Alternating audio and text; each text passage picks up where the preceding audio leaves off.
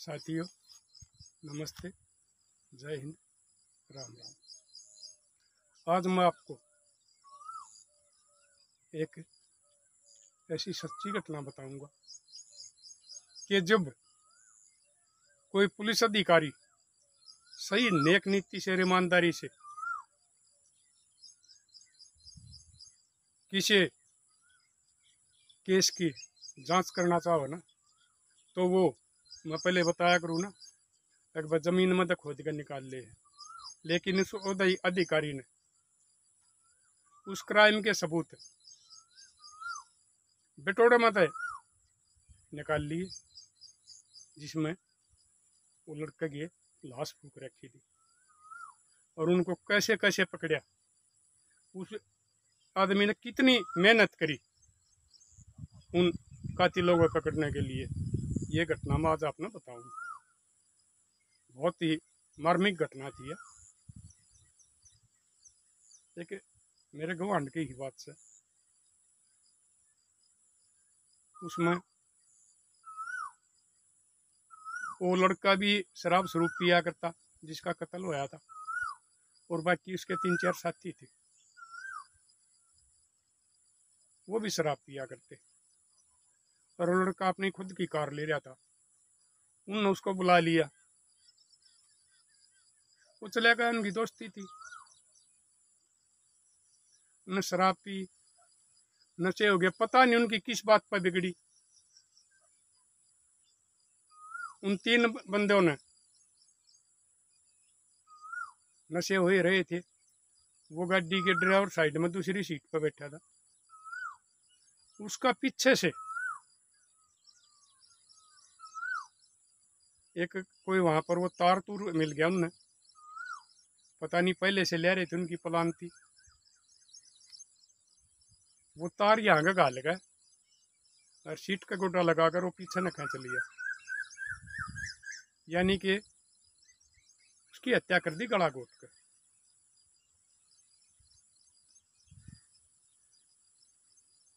कोई पता नहीं लग गया, ना गाड़ी मिली, ना लड़के की लाश मिली। कई दिन हो गए, फोन बंद हुआ है। शक हो गया, कुछ एक लड़का ने बता दी, भाई फलाने के साथ था। उन्होंने उनकी रिपोर्ट दे दी भाई ने, लेकिन पुलिस कार्रवाई नहीं कर रही। गांव में इकट्ठा हो गया, मैं भी बुला लिया। उड़ा हल्के की विधायक आ रही, वो बैठी आश्वासन दे, सत्तारूढ़ पार्टी की विधायक थी, वो आश्वासन दे रही न्याय मिलेगा, सही जांच होगी, मुजरिमों को पकड़ लिया जाएगा, प्राण धकड़। मैं भी चला गया। रामा केस नहीं हुई। फिर मगर विधायक जी ने तो बात ना बने, आप टाइम दो। बिला जी टाइम क्यों आकर इन बातों का, मैं तो टाइम नहीं दे सकती था। मैं कहा हम अपना टाइम दिया 3 दिन का। मैं गाँव वाले ने बोलिया, मैं कहा भाई ठीक से यह बात गाँव वाले ने सब ने समर्थन करती है। हाँ प्रधान जी 3 दिन का टाइम दिया, उसके बाद में हम अपनी कार्रवाई कराएंगे।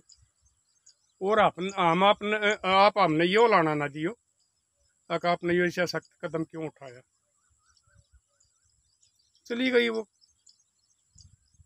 क्यों ना था, क्योंकि उसमें 2 बंदे एक सत्तारूढ़ पार्टी के ही विधायक के नजदीकी थे, और उन्हीं की उस टाइम सरकार थी।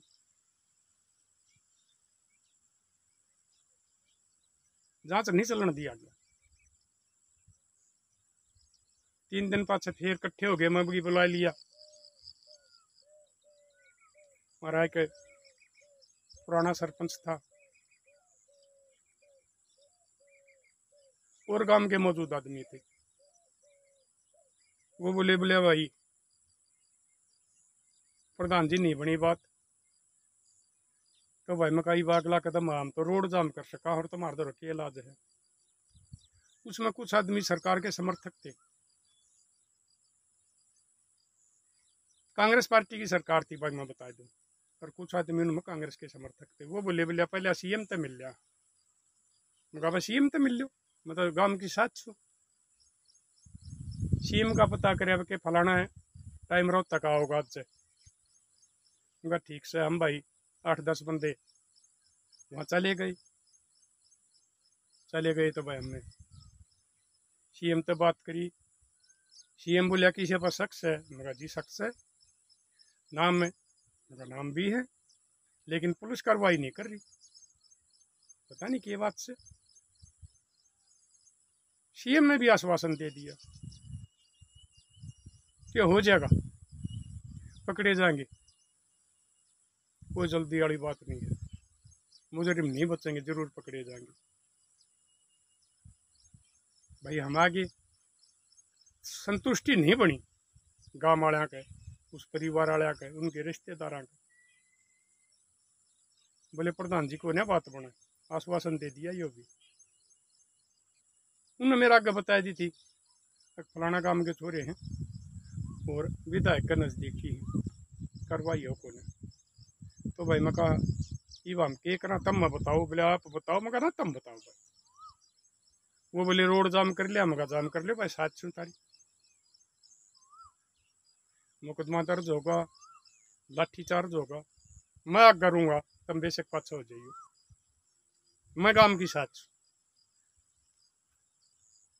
सलाह कर ली भाई। अगले दिन रोड जाम कर दिया।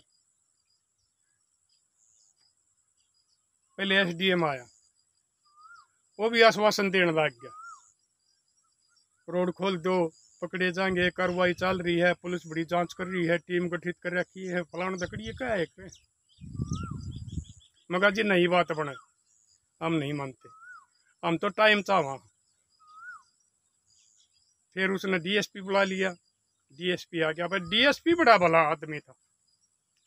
ऐसे मैंने 2-4 पुलिस महकमे के, एक एसपी देखा था, ये 3-4 डीएसपी देखे, जो बड़े ही ईमानदार आदमी और अपने वर्दी का और अपने पद का सही उपयोग करके और गरीब आदमी को न्याय दिलाते हमने वो देखे।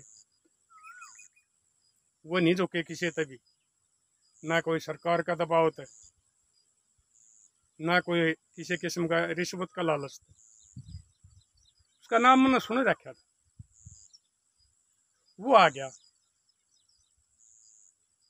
तो बैज लाग रहा था, मैंने पहचान लिया। मैं कही तो ये आदमी है भाई, ये कर चल रहा है कि आदमी ठीक से क्यों। कई बार पंचायत में वास्ता पड़ा था कि फलाना अधिकारी बढ़िया आदमी है। और एक बार एक और झगड़ा था, तो उस पंचायत में ये फैसला हुआ था भाई फलाना डीएसपी ने केस दिवा दे, वो जांच करेगा।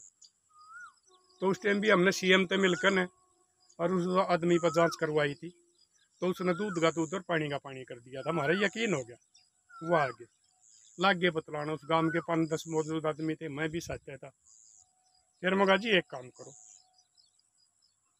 आप हमारे अफसर हो, आपका नाम भी सुने है, ईमानदार आदमी भी हो, आप भी हमने टाइम दे दो। वो सोच साच का कुछ हो, थोड़ी ही उसका राय मिल रही थी, थोड़ी ही 10-1%। वो बोले बोले ठीक, हमने 1 हफ्ता का टाइम दे दो।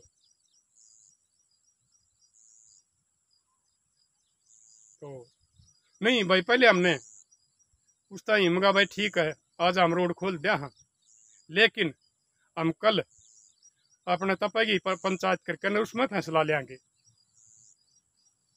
अखबार हम अगला कदम क्या उठाया जाएगा, क्योंकि आज तो हम ये एक गांव के आदमी है, कुछ गुआंड के यार नजदीक लगते। वो अगले दिन पंचायत कर ली। वो अधिकारी सिविल ड्राइस में पंचायत में दाखिल होया और उसने ये कहा आज मैं कोई अधिकारी नहीं हूँ, मैं पंचायत का हिस्सा हूँ, थारा भाई हूँ, थारा बेटा हूँ। तो पंचायत की कार्रवाई चली। उस अधिकारी ने बड़ा आश्वासन दिया और उसने फिर 1 हफ्ते का टाइम मांग लिया कि 1 हफ्ता में मैं कितने भी खुद रखा हो, कहीं भी दबा रखा हो, लाश ने भी बरामद कराएंगे और मुजरिमा ने भी पकड़ाएंगे। मगा जी ठीक है। उस अधिकारी ने क्या किया, उन मुजरिमा ने दूसरी स्टेट में जाकर और एक दूसरी गाड़ी के साथ एक्सीडेंट कर दिया। वो उस एक्सीडेंट का उसमें वो गिरफ्तार होकर जेल में चले गए, जमानत नहीं करानी, क्योंकि उनने तो नहीं रहना था, बता इस केस तो लेकर जाओ, हम तो जेल में थे। उस अधिकारी ना भाई पता करे, कानून पर शख्स है, उनका पता करे भाई आदमी किस से, उनका घर गए न बताए, बोले जी तो राजस्थान जेल में है। वहां पर उसने अपना एक सिपाही की ड्यूटी लगा दी सिविल ड्रेस में।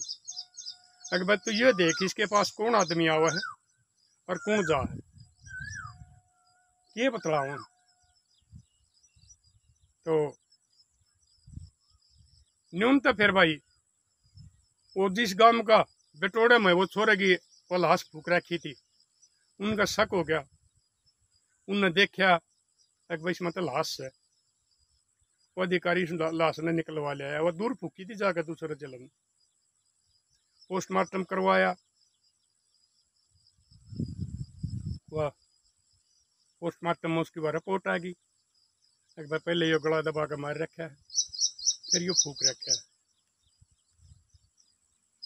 तो उसके पास क्या होया, जो पुलिस वाला छोड़ रखा था जेल में अपना, उसके पास एक बंदा मिलने गया उनके पास। वो बोले बोले भाई एक काम करो, पूछता ही कार न बेच दे, फलाना गांव में कार खड़ी है और फलाना आदमी इसने बिकवा होगा, और कितने पीछे दे ले लगे ना तो इस बात ने रफा दफा करवा दो। ठीक हो गया, उसने देख लिया फलाना आदमी मिलकर चलिया है,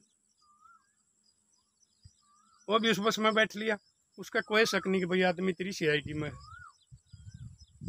जब वो अपना शहर का बस अड्डा पाकर उतर दे, उन्हें पीछे तो उसका कुर्ता पकड़ लिया कि जा भाई, बोला क्या बात है, मैं पुलिस वाला हूँ। उसने झपट्टा मारे भाई, बस अड्डा पर भी 2-4 पुलिस वाले रहा करे। उसने भाई आवाज लाई उनता ही बनी, उन्हें बात सुनो, पकड़ लिया, पकड़ के उसने ले गया, रिमांड लिया। उसने बता दीजिए कार फलानी जगह खड़ी है, उसने लेकर गई, वो देखा कार के फोटो उतार लाई, DSP ताई दे दिए, एक जिया कार है। DSP ना अगले दिन हम अपना दफ्तर में बुला लिए। उस गांव का पुराना सरपंच था, उस छोरा का ताऊ का बेटा था और मैं था, हम 3 आदमी थे। तो उन्होंने पहले तो कार के फोटो दिखाए,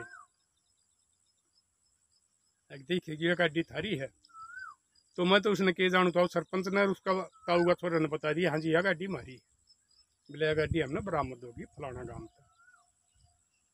और उसका कदे सिर में चोट लगी थी छोरे के, बोले जी लगी थी, एक बार झगड़ा मटा के आ रहे थे कई, पोस्टमार्टम रिपोर्ट में आ रही थी ताकि इसका सिर में पहले से चोट लग रही है। तो उन्होंने बोला उसके हाँ जी लगी थी, तो ठीक है, लाश भी पागी है और वो भी पागे है,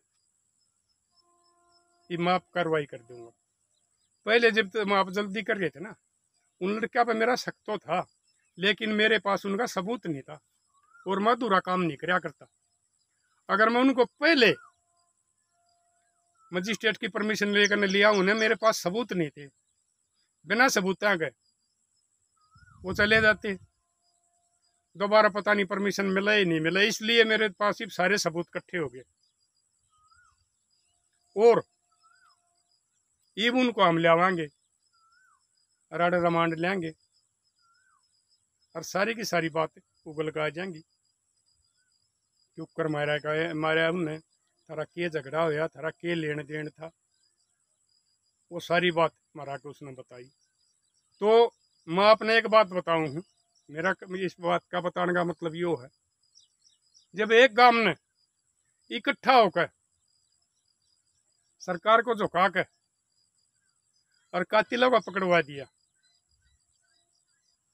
तो हम तो इतना बड़ा समाज है हरियाणा का, उस टाइम ये किसान यूनियन भी इतनी सक्रिय नहीं थी, कोई पंचायत थी हरियाणा में गणी ही नहीं थी, हमारे खाप प्रधान भी, ये खाप पंचायत भी इतनी सक्रिय नहीं हुई थी, जो ये भी आंदोलनों के बाद में हुई है। संगठन और भी कर्मचारी संगठन भी इतने सक्रिय नहीं थे, क्योंकि वो डरा करते भाई तेरी नौकरी चली जाएगी। लेकिन ये तो सब कुछ सक्रिय हो रहा है, सरकार तो कोई भाई नहीं मानता। तो मैं अपना हाथ जोड़ के यह बात कहूँ, अब जो ये हमारा समाज के पतन करने के ये कानून हैं, लिविंग और लव मैरिज, और ओयो होटला पर एक्शन लिया जाए, ये बंद करिए जाए। अगर हमारा पूरा समाज जिस दिन इकट्ठा हो जाएगा ना, तो हरियाणा सरकार क्या दिल्ली सरकार तक भी झुक जाएगी, हमारी बात न मानेगी। लेकिन हमारी एकता होनी चाहिए, यह बात नहीं अकबर कल प्रधान कि मैं कर रहा था इसकी मेरी टांग खींच लो। और यो मैंने देखा टांग खींचनी ज्यादा हो रही है आजकल। आप तो कुछ कर नहीं सकते, दूसरे को वो देख नहीं सकते और उसकी बराबरी नहीं कर सकते, तो उसकी बुराई करने लग जाए। यो न्यू है, यो न्यू है, यो हमारा समाज का हाल हो रहा है। तो मेरे लाडलो, ये आपस की टांग खिंचाई छोड़ दो, सारे साथ खड़े हो जाओ, सरकार तो लड़ाएंगे। और ये ना मानियो कि गलत बालक हमारा घर में नहीं होगा। इनका नहीं पता ये गलत बच्चा किसका घर में हो जाए, खानदानी संस्कारी घर में पैदा हो सके है। क्योंकि ये जो स्कूल में कॉलेज में हमारे बालक जा है, उड़े का जो है ना भाई बदलाव हो जाए है। और ये चीनी बालक इन कुछ एक ना तो भाई बका ले, कुछ एक ना मजबूर कर दे। जब तक ये कानून खत्म नहीं होंगे, ना तो मेरा बेटियां की इज्जत बचेगी, ना हमारे बेटियां की जान बचेगी। इसलिए इनको खत्म करवाने के लिए एक हो जाओ, नहीं तो मैं तो बार बार बताऊं, मैं तो चले जाऊंगा।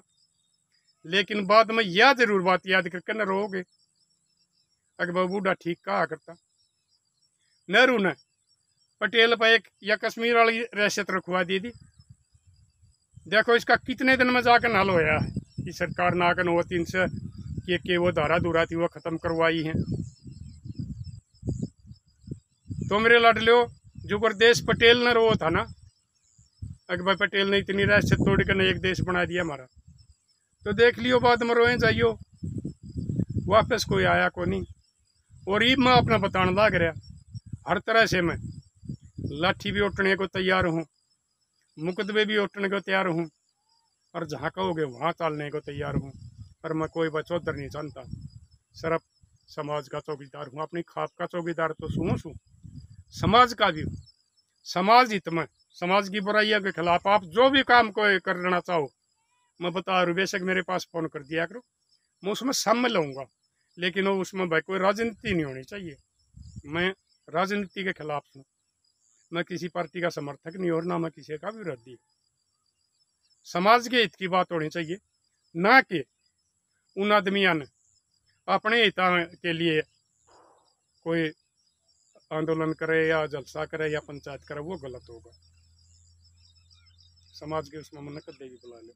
तो मेरे लाडलो देख लो, एकता करोगे हमारा समाज बच जाएगा, ना समाज का पतन होने लग रहा है। कोई भाई उम्र का वो नहीं रहा। इन कानूनों की वजह से बूढ़े बूढ़े जिनके बालक भी बड़ काले हो रहे हैं, उन बेचारे समाज में जीना मुश्किल हो गया है। तेरा दादा लोग आई ना बजा ले गया, तेरा नाना लोग आई ना बजा ले गया, न्यून तो लोग आई बाजे हैं, उनका भी बट्टा लग गया है कि फलानी की माँ फलाना आदमी की साथ भाज की जो छोरी घर बार की हो रही है, उनके देवते देवतियाँ के भी बट्टा लग गए है इन कानूनों की वजह से। और ये आदमी समझाए तो कौन नहीं माने, क्योंकि जिसने गोबर खाने की आदत हो जाएगी उसका रोटियां तो पेट नहीं भरा करता है। इसलिए एक हो जाओ और इस मुहिम में मेरा साथ दे दो और बचा लो समाज ने। नहीं तो मैं बार बार बताऊं, समाज टूट जाएगा, हमारी नस्ल खत्म हो जाएंगी और पशुआना काम हो जाएगा। मान मर्यादा रिश्ते नाते सब कम खत्म हो जाएगा और बाद में फिर यो इतना फैल जाएगा उस टाइम ये काबू में नहीं आओगा। एक किस्म का बाढ़ की डाल चल रहा है, बाढ़ का पानी की तरह हमारा समाज नहीं हो। संस्कार न रीति रिवाजा न मान मर्यादा न सब क्या न डबो देगा। तो जाग जाओ और कर लो कोशिश मेरा पूरा यकीन है हमारी जीत होगी और हम इन समाज को तोड़ने वाले कानूनों को खत्म करवाऊंगे। तो लाडले शेयर करते रहा करो, मैं सरफ तरफ शेयर मांगू, क्योंकि यह मेरी आवाज़ समाज के 36 बरादरी के सभी धर्मों के जिनमें इन कानूनों तक तकलीफ है उन तक यह पहुंच जाए और वो मेरी इस आवाज़ में शामिल हो गए और इन कुरीतियाँ ने